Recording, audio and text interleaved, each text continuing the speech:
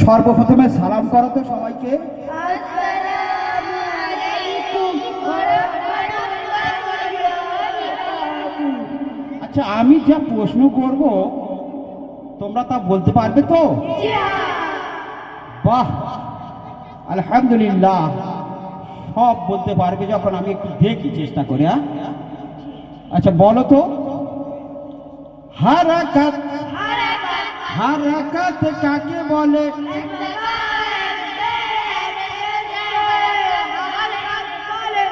হারাকাতের উচ্চারণ কেমন করে করতে হয়? বাহ, আলিফে জবর পেশ জজম হলে সে আলিফকে কি বলে? আরবি হরফ কয়টি? মাখরাজ কয়টি? এক নম্বর মাখরাজ। দুই নম্বর মাখরাজ। তিন নম্বর মাখরাজ। এবার বলো তো, চার নম্বর মাখরাজ।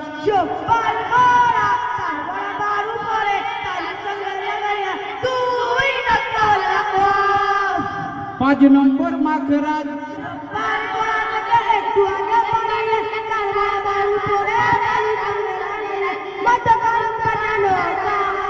ছয় নম্বর মাখরাজ।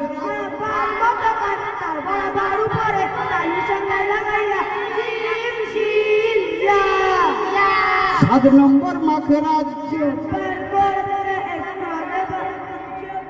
সাত নম্বর মাখরাজ জিহ্বার গোড়ার দিকের কিনারা।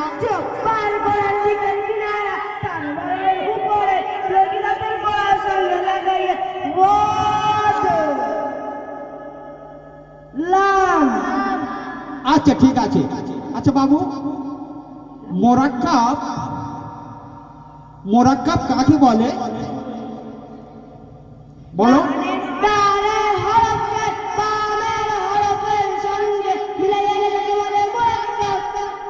মোরাক্কাব কয় হরফে হয়?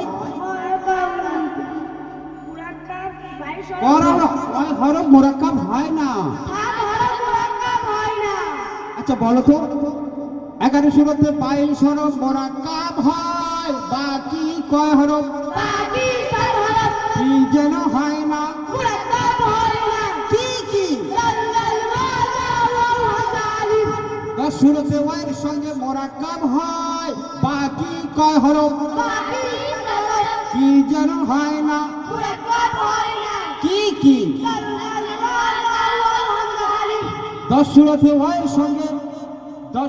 ওয়াইয়ের সঙ্গে মোরাক্কাব হয়, বাকি কয় হরফ? কি যেন হয় না?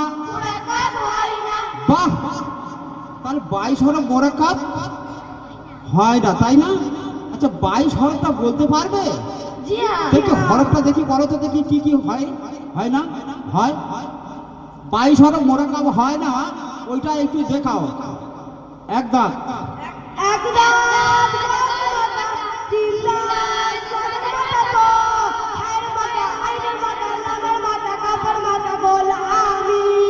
বাহ। মাদের হরফ কয়টি? মাদের হরফ কয়টি? কি কি? আলিফ মাদ হলে কেমন করে পড়তে হয়? ভালো করে বলো, একসঙ্গে বলো। আলিফ মাদ হলে কেমন করে পড়তে হয়? আচ্ছা একটা করে দেখাও তো দেখি।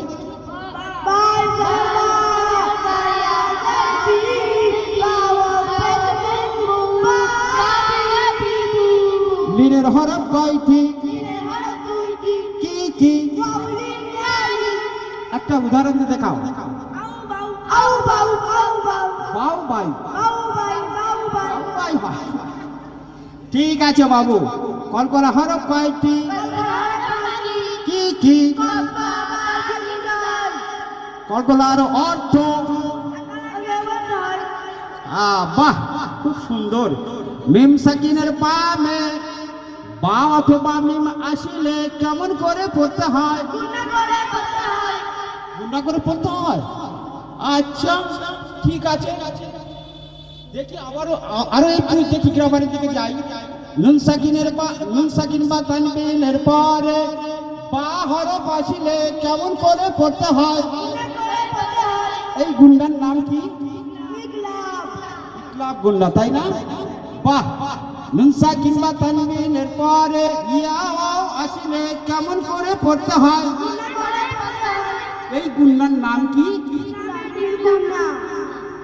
আচ্ছা বাবু, নুন সাকিন বা তানবিনের পরে ইকফার 15টি হরফ, কোন হরফ যদি এসে যায় তাহলে কেমন করে পড়তে হয়? গুণা করে পড়তে হয়। আচ্ছা এই 15 হরফ কি বলতে পারবে? জি হ্যাঁ। আচ্ছা বলো তো দেখি।